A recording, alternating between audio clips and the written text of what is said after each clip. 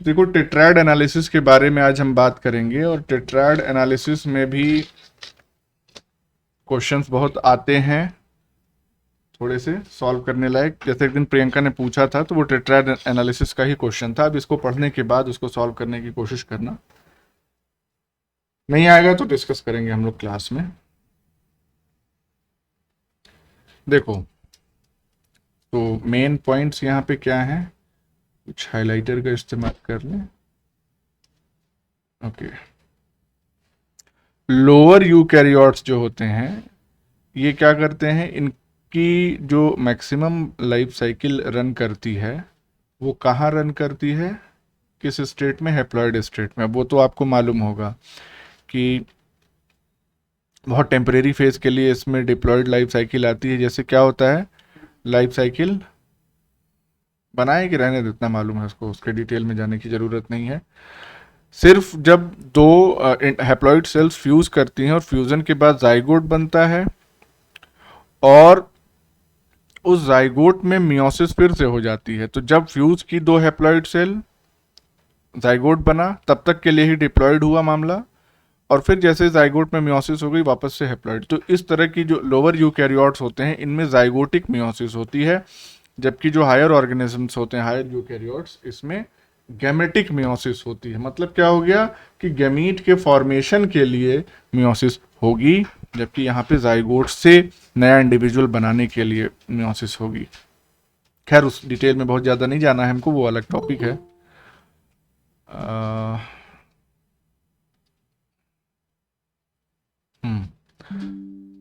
तो ये जो लोअर यूकैरियोट्स हैं, इनको मैपिंग स्टडीज में बहुत यूज़ किया जाता है।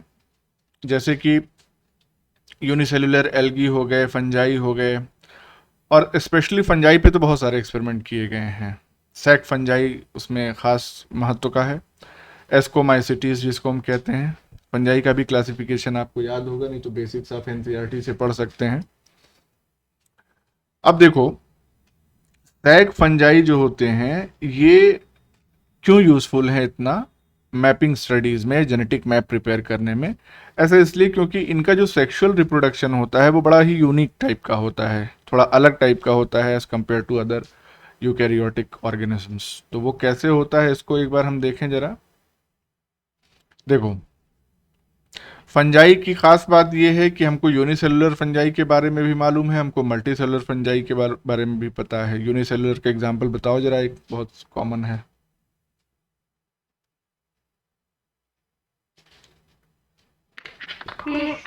ईस्ट, और क्या सबसे कॉमन है।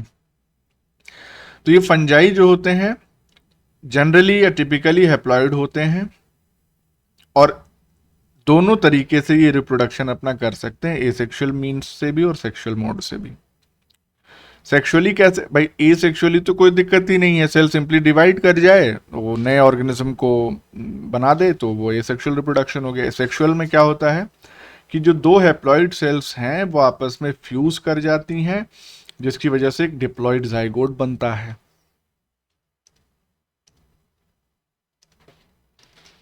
तो ये दो सेल्स हैं, ये दोनों सेल्स कैसी हैं, एन एन, ये आपस में फ्यूज कर गई, और इसकी वजह से ये जो स्ट्रक्चर बना, दिस विल बिकम 2n, इसी को हम कहेंगे जाइगोट। तो डिप्लॉयड हो गया। इसमें क्या है, कुछ नहीं, सिंपल है। अच्छा, अब इस जाइगोट में क्या होगा, मियोसिस होगी, और इसकी वजह से as a result of meiosis 4 haploid cells बनेंगी, और इन सेल्स को हम कहते हैं मियोस्पोर्स, क्योंकि ये सेल्स बेसिकली स्पोर के फॉर्म में होती हैं। और जो दीजिएगा, आवाज उनको बिल्कुल भी नहीं आ रही है। किसी के साथ ये समस्या, आ रही है सर आवाज। अच्छा, बाकी सब लोगों को आ रही है, जी सर। आ गया, ठीक ठीक ठीक ठीक। प्रियंका, एक बार कट करके और वापस से जुड़ जाओगी, तब भी समस्या खत्म हो जाएगी। मुझे आ रही है सर। तो किसको नहीं आ रही है, अंशिका को? तंजीला को सर। अच्छा, तंजीला को। तंजीला नहीं आ रही है आवाज अभी? तंजीला,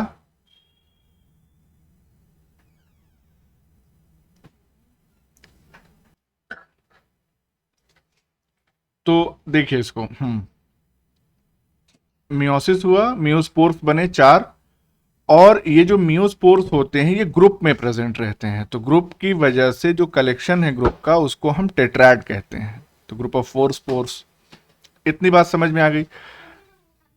अब वो टेट्राड कैसे होगा? अलग अलग तरीके का टेट्राड हो सकता है कि इस तरह, हो सकता है कि इस तरह से ये 4 सेल्स अरेंज हों, या हो सकता है कि इस तरह से लीनियरली अरेंज्ड हों, तो that depends upon type of species जिसमें ये टेट्राड फॉर्मेशन हो रहा है। तो इसको हम ऑर्डर टेट्राड कहेंगे, इसको अनऑर्डर टेट्राड कहेंगे, वो सब अभी आगे हम लोग देखेंगे। इसको यहाँ पे नेक्स्ट पॉइंट देखते हैं, देखो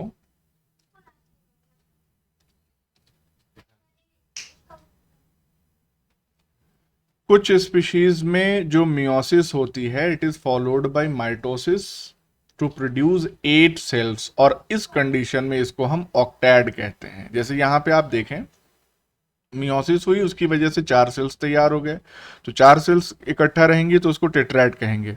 अब हर एक सेल में अगर माइटोसिस हो गई तो उस कंडीशन में क्या होगा? उस कंडीशन में होगा ये कि यहां से ये 2 सेल्स, ये 2 सेल्स, ये 2 सेल्स और ये 2 सेल्स, तो टोटल कितनी सेल्स तैयार हो जाएंगी हमारे पास? 8 सेल्स। और ये जो 8 सेल्स का कलेक्शन होगा this will be called as octad. अच्छा, द सेल्स ऑफ टेट्राड या octad are contained within a sac known as ascus. तो ये सेल्स जो है ऐसे बाहर खुली हुई नहीं पड़ी रहती हैं, वो सैक के अंदर रहती हैं। सैक मतलब थैली,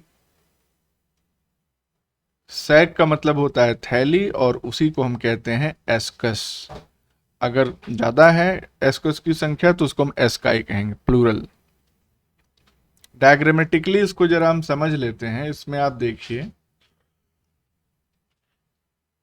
ये एस्कोजीनस हाइफी है, इसका मतलब क्या हो गया कि ये ऐसा हाइफी है फंजाई का, फंगस का, जो एस्कस प्रोड्यूस करेगा, इसीलिए इसको एस्कोजेनस हाइफी कह रहे हैं। कैसे हो रहा है? तो अब आप यहां पे देखें, इसमें ये भी 4, हाँ, ये 2 सेट्स हैं, उसके बाद ये डिवाइड किए, 4 सेट्स में कन्वर्ट हुए, फिर वॉल का फॉर्मेशन हो गया, सेपरेट आउट हो गए, और ये जो डिप्लॉयड सेल तैयार हो रही है this is known as ascus mother cell. यानी कि ये हाइफी के सबसे टिप वाले पोर्शन पे एक डिप्लॉयड सेल तैयार होगी which will be called as ascus mother cell. Step क्या है? कैरियोगेमी मालूम है आपको, fusion of nuclei.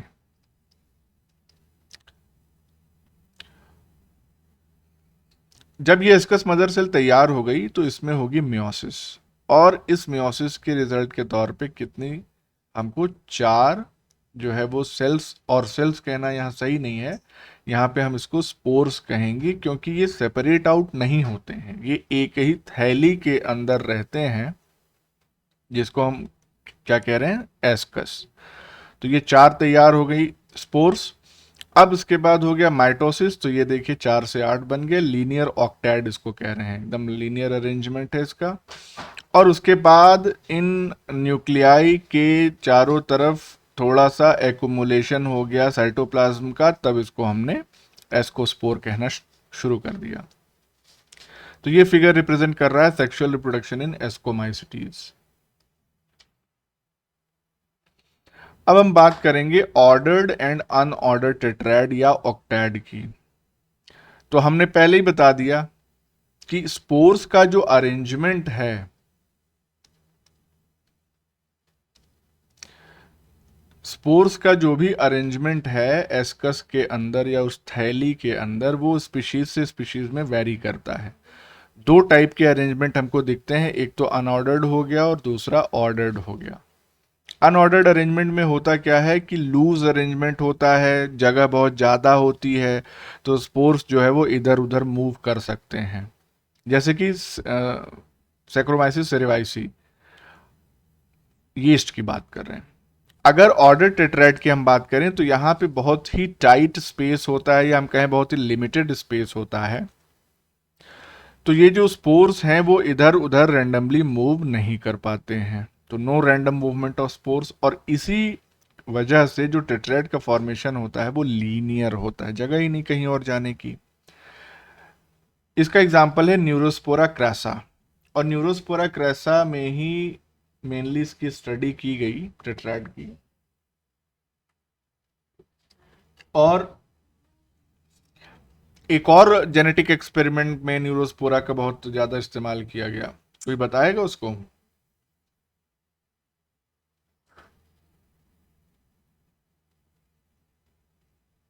Beetle Tatum कुछ याद है किसी को?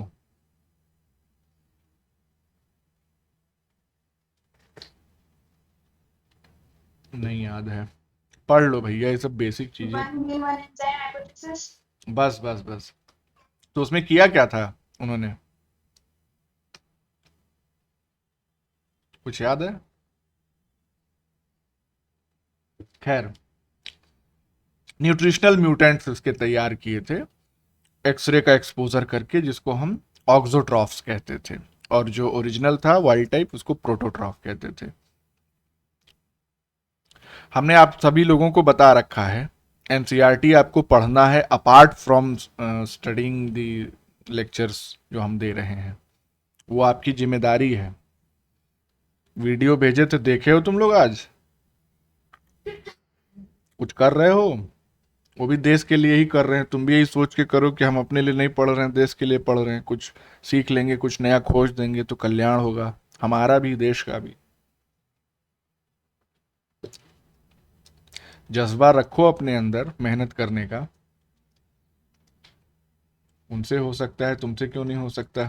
कितना स्ट्रांग विल पावर है उन लोगों का। तो ये देखो अरेंजमेंट जो है टेट्राइड का, यहाँ पे अनऑर्डर्ड अरेंजमेंट है, और न्यूरोस्पोरा क्रेसा में ये लीनियर ऑक्टाइड का अरेंजमेंट है।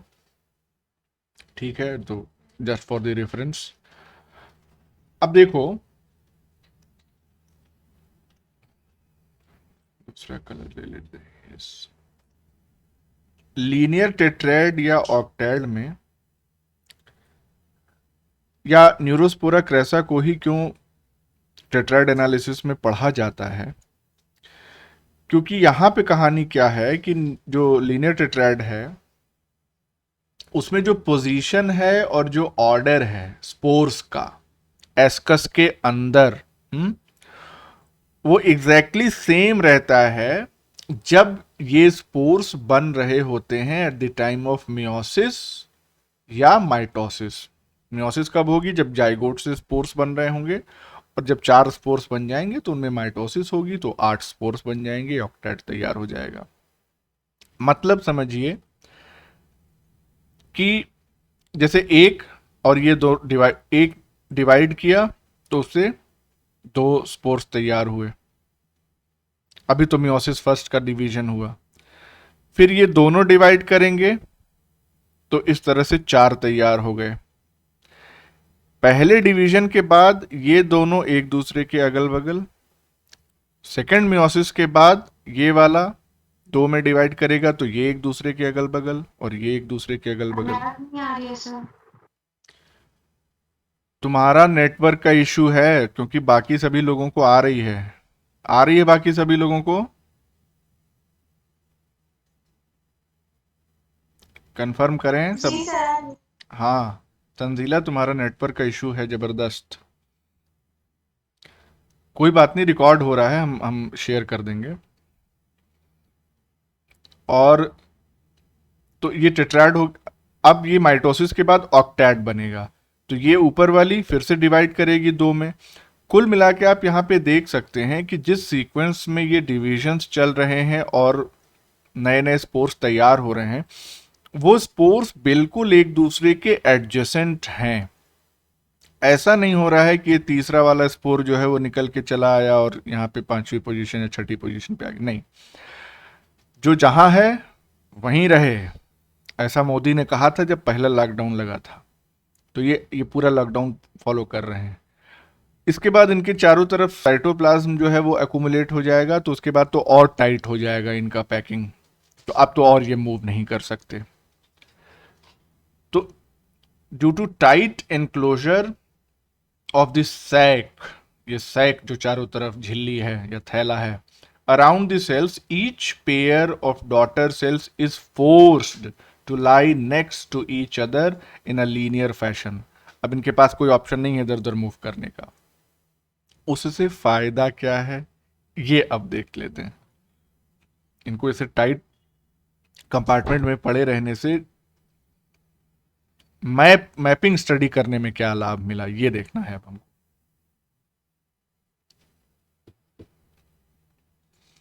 तो अब हम देखेंगे analysis of order tetrad. Order tetrad का मतलब लीनियर टेट्राड की ही मेनली हम बात करेंगे।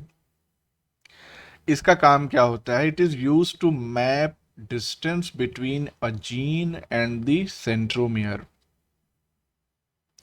सेंट्रोमियर और जीन के बीच की जो डिस्टेंस है उसकी मैपिंग में ये लीनियर टेट्राड हेल्प करता है। और ये मैप डिस्टेंस हम कैसे कैलकुलेट करते हैं ये हम पहले से जानते हैं। हमको क्या पता चल जाए, हमको अगर रिकॉम्बिनेशन फ्रीक्वेंसी पता चल जाए तो हम अपने आप डिस्टेंस पता लगा लेंगे, वही है। तो by determining recombination frequency between gene and its centromere. कैसे करते हैं अभी आगे हम प्रोसेस बताते हैं आपको। लीनियर टेट्राड कहाँ मिलेगा हमको? न्यूरोस्पोरा क्रेसा में।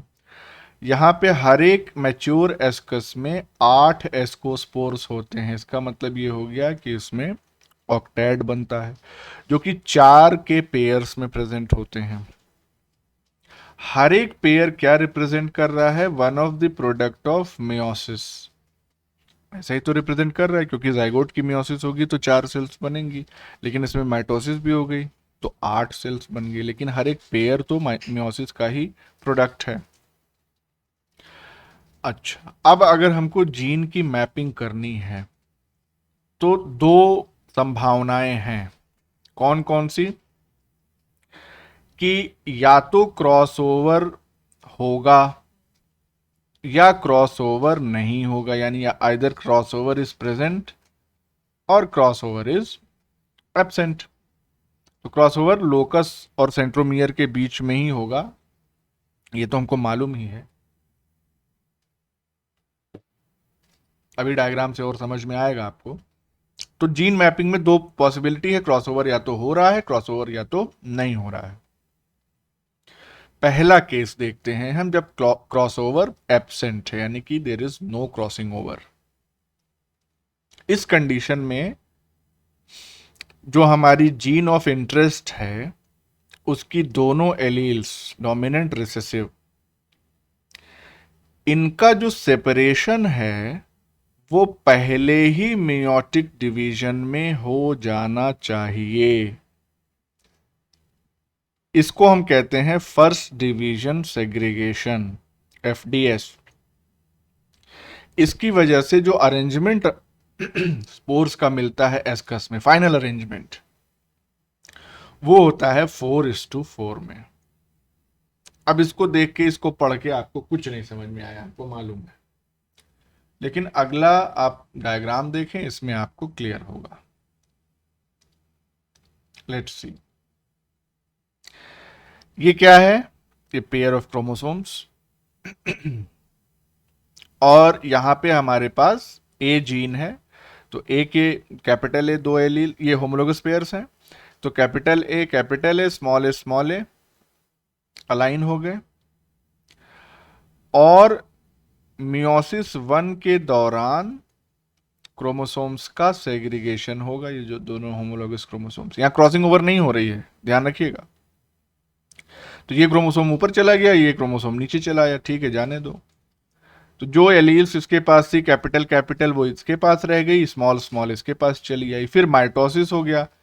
और देखो, टाइट होने की वजह से, टाइट स्पेस, लिमिटेड स्पेस होने की वजह से इसमें रीशफलिंग नहीं हो सकती, यानी कि ऐसा नहीं है कि ये मूव करके नीचे आ जाए, ये ऊपर चला जाए, नहीं। तो ये अरेंजमेंट फाइनली हमको मिला, 4 हमको मिल गए कैपिटल वाले और 4 स्मॉल वाले, ये इकट्ठा है, ये इकट्ठा है, तो रेशियो जो निकल के आया वो 4:4 अरेंजमेंट आया, कोई क्रॉसिंग ओवर नहीं है। This is first division segregation. चलो आते हैं केस 2 के ऊपर, जहां पे क्रॉसिंग ओवर हो रही है, प्रेजेंट है। इस केस में क्या होगा कि जो एलील्स हैं कैपिटल ए एंड स्मॉल ए, ये तब तक नहीं सेपरेट होंगे जब तक सेकंड मियोटिक डिवीजन ना हो जाए। ऐसा क्यों है अभी बताते हैं। इस सेपरेशन को हम कहते क्या है, this is known as second division segregation या एसडीएस। उसको फर्स्ट डिवीजन सेग्रीगेशन कह रहे थे, एफडीएस, और इसको एसडीएस कह रहे हैं। जब एसडीएस होता है या सेकेंड डिवीजन के दौरान सेग्रीगेशन होता है क्रोमोसोम्स का, तो ये जो 4:4 पैटर्न है उससे डेविएशन हो जाता है, यानी कि अब हमको 4:4 पैटर्न नहीं मिलेगा। ये तभी मिलता जब पहले ही डिवीजन में सेग्रीगेशन हो जाता क्रोमोसोम्स का। तो क्या डेविएशन होता है ये अगर हम देखना चाहें, तो depending on the relative locations of two chromatids, जो 2 क्रोमैटिड्स होते हैं एक क्रोमोसोम के, उनकी लोकेशन क्या है, यानी कि एक नीचे एक ऊपर, दूसरे केस में ऊपर वाला नीचे आ सकता है, नीचे वाला ऊपर जा सकता है, तो उनकी रिलेटिव लोकेशंस क्या है, क्रॉस ओवर या क्रॉसिंग ओवर के दौरान वो डिसाइड करेगा कि किस टाइप का पैटर्न यहां पे निकल के आएगा। 2 पैटर्न्स हैं हमारे पास, 2-2-2-2 और 2-4-2। अब इसको हम जरा डायग्राम की हेल्प से समझने की कोशिश करें। ये देखो, ये पहली कंडीशन, देखो केस वही चल रहा है, देखे ना, क्रॉसिंग ओवर प्रेजेंट, केस 2 चल रहा है, लेकिन इसमें 2 कंडीशंस हमारे पास आ गई, ये 2-2-2-2 वाली और 2-4-2 वाली, तो 2 कंडीशंस आ गई। इन दोनों को हम अलग अलग समझते हैं। ये आ गया होमोलोगस पेयर, यहां तक तो कोई दिक्कत नहीं है, capital capital small small pair कर लिए अपने। अब यहां पे हुआ क्रॉसिंग ओवर, तो क्रॉसिंग ओवर कब हो रहा है, प्रोफेज 1 ऑफ मियोसिस 1, ये तुमको मालूम है किस फेज में होता है। जब क्रॉसिंग ओवर हुआ तो ये कैपिटल वाला जो है, एक second,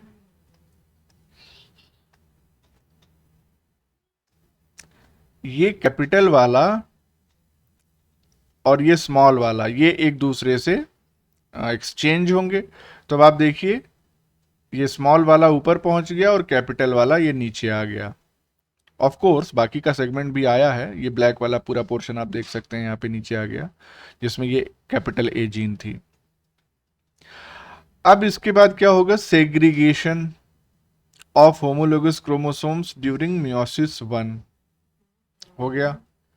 segregation of sister chromatids, यानी कि हमको फाइनल रेशियो अभी तक नहीं मिला है, जब मियोसिस 2 के दौरान सेग्रीगेशन हो जाएगा तो उस कंडीशन में अब ये जब दोनों फिर से माइटोस, नहीं एक सेकंड, हाँ, सेग्रीगेशन यहां पे हो गया, फर्स्ट डिवीजन ये हो गया, सेकंड डिवीजन ये हो गया, तो सेकंड डिवीजन के बाद यहां पे सेग्रीगेशन हो रहा है, एसडीएस केस है। अब यहां पे क्या होगा, देखो मियोसिस यहां कंप्लीट हो गई, मियोसिस 2 कंप्लीटेड, अब हो रही है माइटोसिस, तो 2 का 4 बन जाएगा। ऊपर वाला जो क्रोमैटिड है वो डिवाइड करेगा तो 2 ए मिल जाएंगे हमको कैपिटल वाले, नीचे वाला क्रोमैटिड जब डिवाइड करेगा तो 2 हमको स्मॉल ए वाले मिल जाएंगे। तो इसको हम हाईलाइट कर दे रहे हैं यहाँ पे भी, दिस। सिमिलरली यहाँ पे डिवाइड करेगा तो ये कैपिटल ए और स्मॉल ए स्मॉल ए।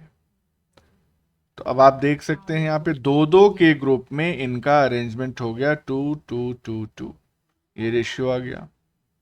सेकेंड डिवीजन सेग्रीगेशन हो रहा है यहाँ पे। दूसरा कंडीशन क्या हो सकता है, अब यहाँ पे आओ, फिर नॉर्मल है, कोई दिक्कत नहीं है, कैपिटल कैपिटल स्मॉल स्मॉल, ठीक है, होमोलोगस पेयर्स प्रेजेंट हैं।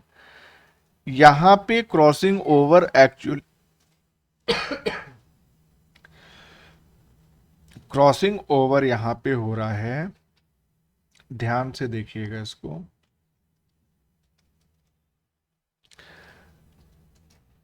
इस वाले सेगमेंट और इस वाले सेगमेंट के बीच में,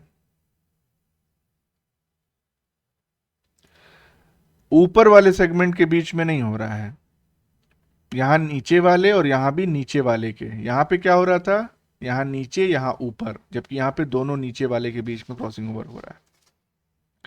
तो ये कैपिटल ए जो है ये आ गया नीचे और स्मॉल ए आ गया ऊपर की तरफ, ठीक है। अब यहां पे सेग्रीगेशन होगा होमोलोगस क्रोमोसोम्स का, तो ये स्मॉल ए आ गया इधर, कैपिटल ए आ गया इधर। अब जब ये डिवाइड करेंगे माइटोसिस में, तो ऊपर वाला क्रोमेटिड इससे कैपिटल ए, नीचे वाले क्रोमेटिड से स्मॉल ए, इस क्रोमोसोम के ऊपर वाले क्रोमेटिड से कैपिटल ए और नीचे वाले से सॉरी स्मॉल ए और नीचे वाले से कैपिटल। यहां पे जो ग्रुपिंग हो रही है वो आप देख सकते हैं, कैपिटल दो एक साथ आ रहे हैं, स्मॉल ये चार एक के बाद एक आ रहे हैं, तो चार हो गया, और फिर नीचे कैपिटल आ गए, तो ये दो हो गया अरेंजमेंट। तो ये रेशियो निकल के आता है 2:4:2, ठीक है। तो ये 2:4:2 अरेंजमेंट हो गया, ऊपर हमने देख लिया 2:2:2:2 अरेंजमेंट। यहां पे भी सेकेंड डिवीजन सेग्रीगेशन, तो दोनों कंडीशन हमने देख ली। कोई कंफ्यूजन, कोई डाउट हो तो बताओ। नहीं सर। चलें आगे। अब देखो क्लोजिंग रिमार्क इसका क्या निकल के आता है कि a crossover will separate a gene from its original centromere only if it begins in the region between the centromere and that gene. भाई क्रॉसओवर जो है वो जीन्स को कैसे सेपरेट करेगा, एक्चुअल में जो क्रॉसिंग ओवर की लोकेशन है वो आप देख सकते हैं यहाँ पे, this is the location of या पॉइंट ऑफ क्रॉसओवर, जहां पे क्रॉसओवर हो रहा है। तो ये कहाँ है, सेंट्रोमियर और जीन के बीच में, ठीक है। इंडिकेट कर देते हैं यहाँ पे, क्या दिक्कत है। ये हो गया हमारा सेंट्रोमियर और ये हो गई हमारी जीन ऑफ इंटरेस्ट। तो इन दोनों के बीच में ही तो क्रॉसिंग ओवर हो रहा है। तो इस स्टेटमेंट में यही कहा जा रहा है कि cross over will separate A gene from its original centromere only if it begins in the region between centromere and that gene। तो इसीलिए जो चांसेस हैं 2:2:2:2 या 2:4:2 पैटर्न के, वो किस चीज पे डिपेंड करते हैं, they depend on the distance between the gene and the centromere. कहा गया, जीन और सेंट्रोमियर इन दोनों के बीच में जो डिस्टेंस है इस पे डिपेंड करेगा ये 2:4:2 या 2:2:2:2 अरेंजमेंट। साथ ही साथ जो चीज यहां पे डायग्राम में मेंशन है, टेक्स्ट में मेंशन नहीं है, it will also depend upon the orientation of the chromosome of the two homologous chromosomes in which pattern they are present।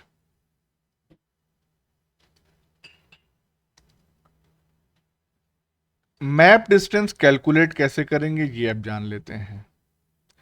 देखो मैप डिस्टेंस कैलकुलेट करने के लिए यहां पे बहुत सिंपल सा फॉर्मूला है, half into number of SDS ASCII upon total number of ASCII into 100।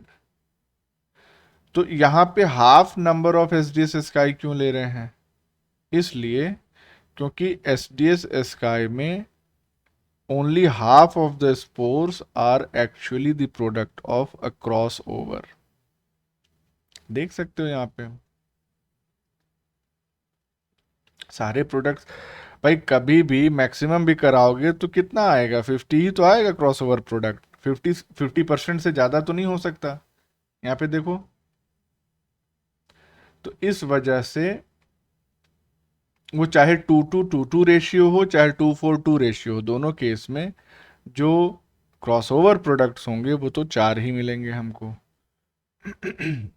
तो इसीलिए यहाँ पे हाफ की वैल्यू रखते हैं और इससे मैप डिस्टेंस निकलती है। क्वेश्चंस जब हम लोग देखेंगे तो उसमें क्लियर होगा कि कैसे अप्लाई करना है इसको। अब हम अनऑर्डर्ड टेट्राइड की एनालिसिस करते हैं। अभी तो ऑर्डर टेट्राइड कर रहे थे, लीनियर अरेंजमेंट था तो कोई टेंशन नहीं थी। तो अनऑर्डर्ड टेट्राइड की एनालिसिस में हाँ, अनऑर्डर टेट्राइड की एनालिसिस जो है उसका इस्तेमाल कहाँ होता है? It is use to map genes in dihybrid crosses. तो डाई हाइब्रिड क्रॉस, अभी तक हम सिर्फ एक जीन के दो एलील्स लेकर चल रहे थे, कैपिटल ए स्मॉल ए।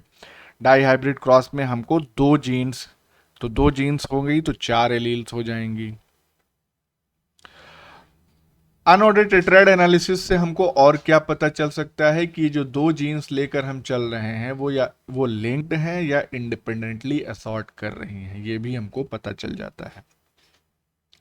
तो अगर जीन्स लिंक्ड हैं तो हम मैप डिस्टेंस को भी कैलकुलेट कर सकते हैं। उन लिंक्ड जीन्स के बीच की क्या दूरी है इसको भी कैलकुलेट कर सकते हैं ड्यूरिंग दिस एनालिसिस। ऐसे केस में जहां पे दो जीन्स इन्वॉल्व हैं, यहां पे हमको तीन पैटर्न्स जो मिलते हैं सेग्रीगेशन के पहले हमने दो पैटर्न्स देखा सेग्रीगेशन का ऑर्डर टेट्राइड में, यहां पे हमको तीन पैटर्न्स दिखेंगे सेग्रीगेशन के, क्योंकि यहां पे दो पेयर्स ऑफ एलील्स जो है वो सेग्रीगेट कर रही हैं, टोटल चार एलील्स। तो देख लेते हैं कि होता कैसे है। जैसे फॉर एग्जाम्पल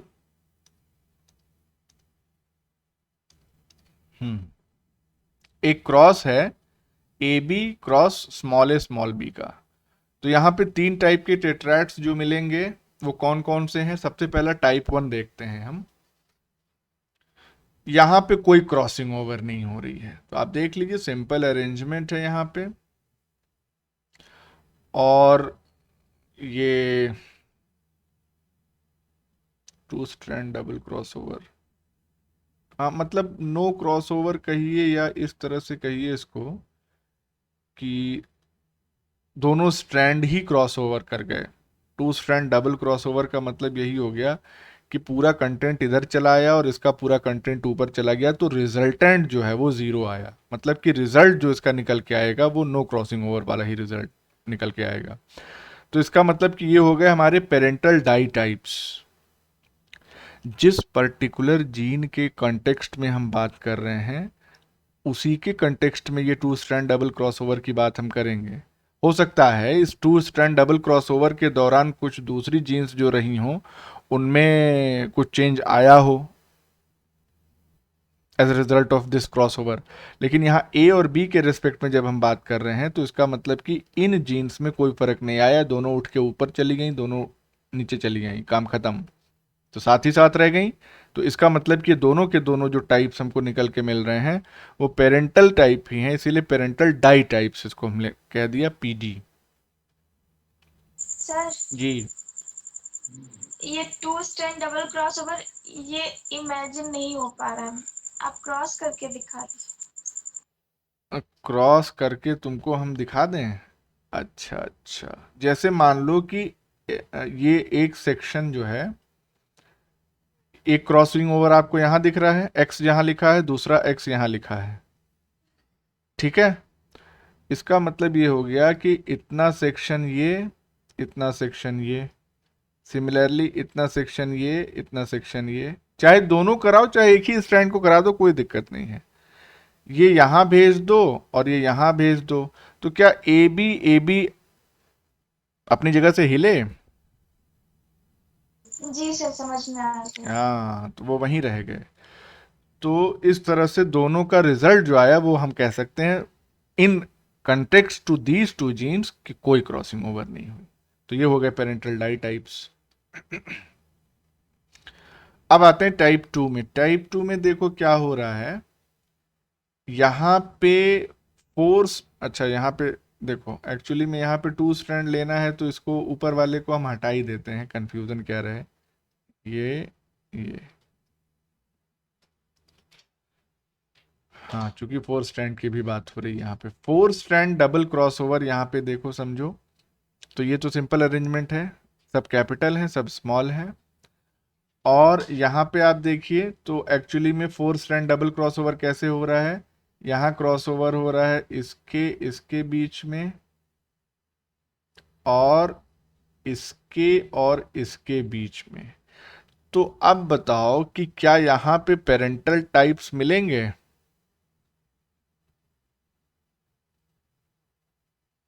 इस क्रॉस को करा पाओगे?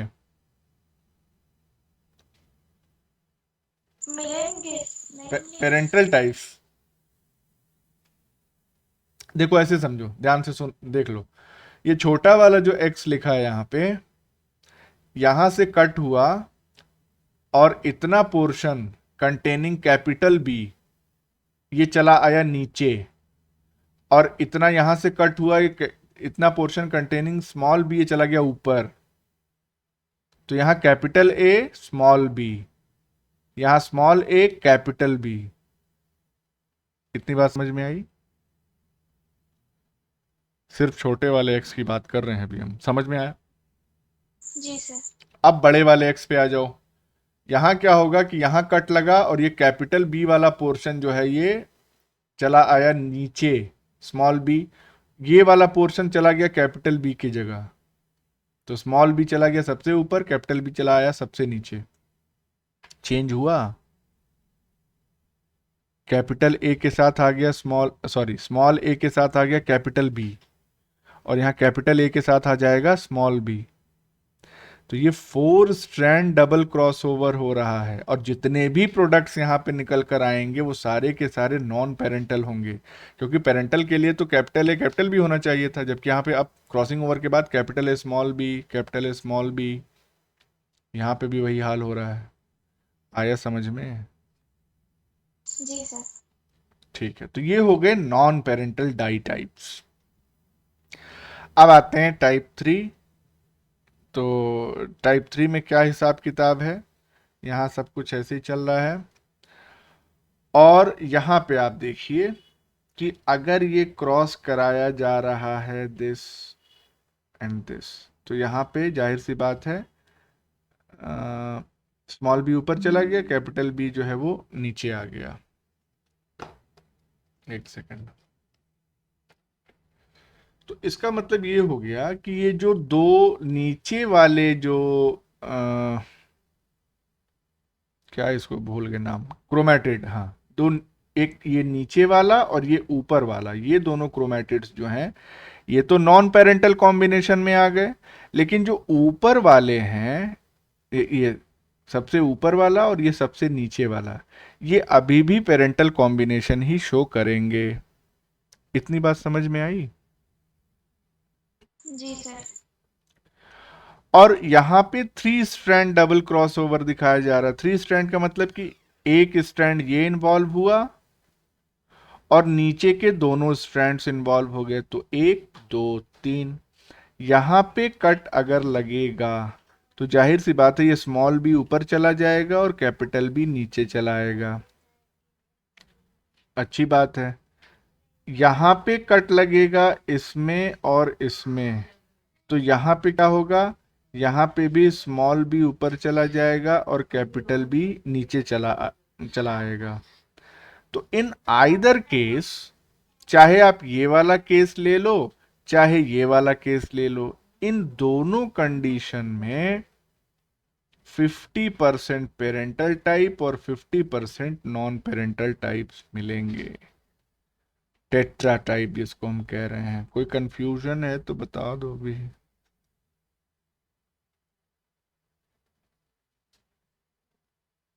बताओ, कोई कंफ्यूजन है?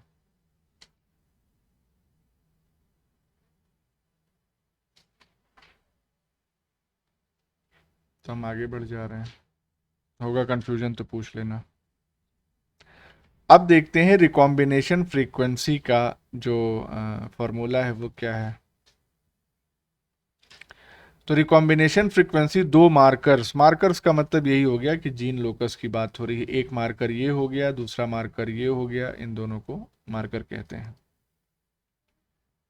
तो recombination frequency between two markers is equal to NPD, यानी कि non parental ditypes plus half TT tetratype upon total number of tetrads into 100। अब ये सब फॉर्मूला तभी समझ में आएगा जब इसको अप्लाई करेंगे हम लोग, और अप्लाई करते वक्त देखेंगे। इसके कुछ क्वेश्चंस खोज लेना तुम लोग, नहीं तो फिर हम